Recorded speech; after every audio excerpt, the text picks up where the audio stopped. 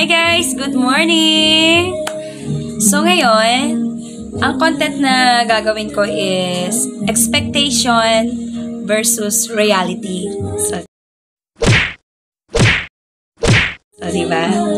So ngayon kasi nag-order ako ng mga damit sa online ko lang nakita. So syempre hindi ko pa to nakikita personal, and then gusto ko siyang i-vlog. And baka isa po kayo sa mga makaka-relate sa akin, di ba? So, yun, let's see kung maganda yung binigay sa akin or maganda lang sa picture, di ba? Kaya doon sa nakatrabaho ko na nagbenta nito sa akin, yari ka sa akin, kala mo. Ipopost kita kapag tsaka tong mga to. Hindi, joke lang. Actually, nag-expect na ako and may tiwala ako sa'yo na maganda tong mga items mo, lalo na sa mall mo siya binebenta, diba? So yun guys, start na tayo para masimulan na natin at makita na natin, diba, kung ano yung mga items na binili ko. And then, itatry ko siya one by one, syempre. And then, ipapakita ko sa inyo kung bagay ba sa akin. And malay nyo, baka magustuhan nyo, diba? So, ito siya. So, yan. Edna Bagang Guevara. Ang nagpadala is si ari ko, nalaglag. Kaloka. Wait lang. Si Giselle L. Rodolfo.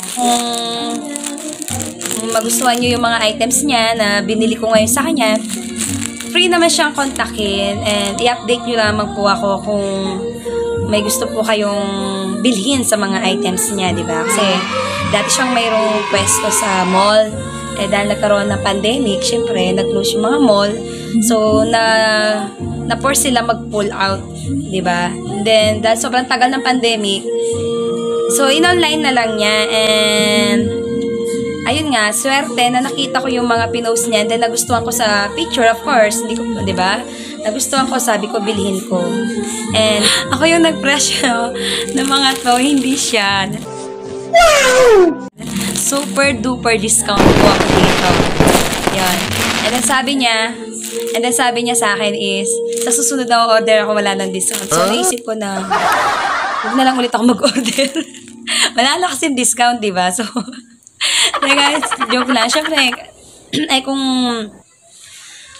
worth it naman yung price, di ba? Bakit hindi ko bibilhin, di ba? So, hindi naman mahalaga yung presyo dito. Ang mahalaga sa akin yung quality ng dress na or mga blouse na binili ko sa kanya. So guys, i-open na natin. Sobrang dami ko nang sinasabi. 3, 2, 1, go!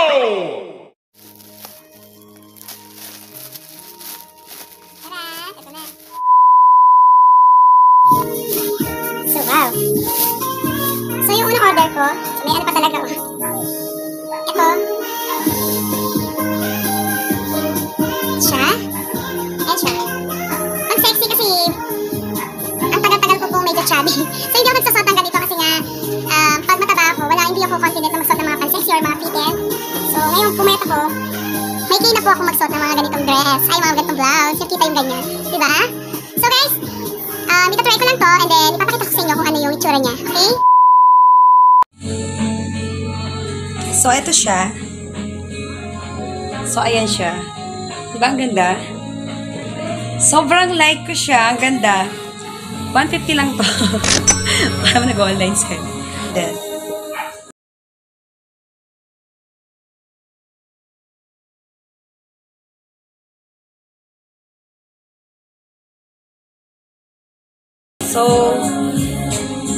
So, sulit. And, yung ina-expect ko, sorry guys, hindi po ako nabiktima ng expectation versus reality.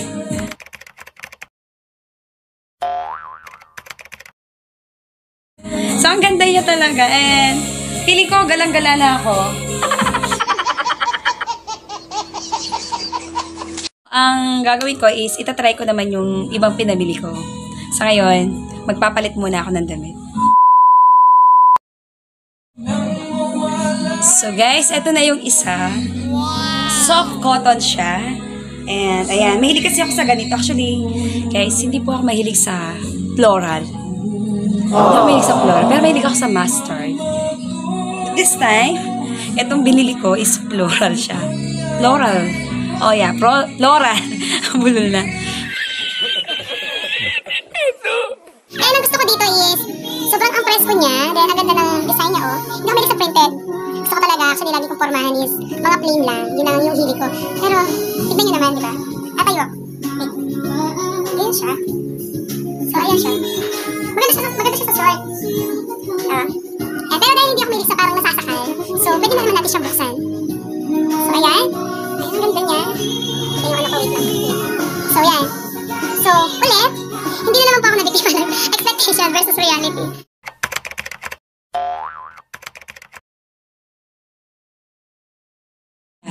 So guys, meron pa nito. Actually, iniisip ko kung itatry ko pa siya or hindi na kasi ganito din yun eh. Ang pinakaiba lang is magkaiba ng kulay. Pero sige, dito na rin naman ako, binablog ko na rin naman yung mga items na binili ko is itatry ko na po siya. Ha? So, ang ganda. Parang may iyak sa sobrang ganda. Bagay pala sa akin yung mga gantong damit. So, yan di ba? Ang ganda niya. Bet ko to. So, ayan siya. Wait lang. Same lang din naman ang isa.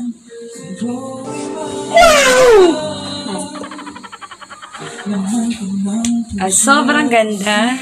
Wala akong masabi kasi sobrang ang saya-saya ko, di ba? Na ang ganda-ganda ng mga binili ko. Ngayon lang, actually, pag namimili ako sa iba, hindi naman sa pagkaan, talagang lagi akong nabibiktima ng mga expectation versus reality.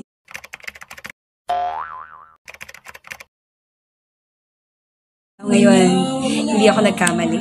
Sobrang ganda ko. So, sabi ko nga, hindi mahalaga yung presyo, ang mahalaga yung quality. So, next time na bibili ako sa kanya, syempre, hingi man ako ng discount, konti na lang. Hindi na yung, ako na yung magpe-presyo talaga. Kasi ano na eh, tiwala na ako sa kanya na magaganda yung mga items niya. Soft cotton siya guys. Ang lambot, ang presko. And ganito yung mga gusto ko kasi ano ba?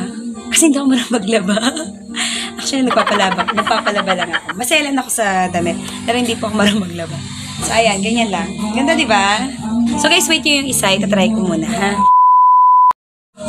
Ayan. Hindi ko talaga... maganda siya. Same lang din o kanina, pero... Mas bet ko kasi yung ano...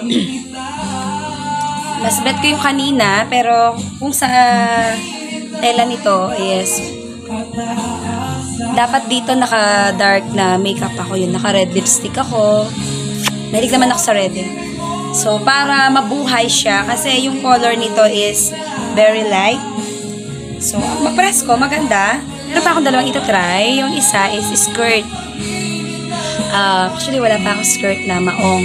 Soft denim kasi itong in-order ko. Tinanong ko kasi sa kanya. Sabi niya is soft denim. So, syempre, hindi ko pa alam yung itsura ngayon. Itatry ko siya.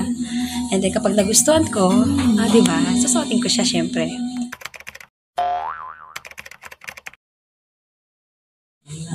So, guys, eto siya. Ayan. Maganda siya. Di super duper like ko, guys. So, yung last na itatry ko is yung dress. Isang dress lang siya. Ito na yung dress. Ayan. Tapos, yan siya. Ganyan yung style niya. Mura ko lang ito nabili. 250.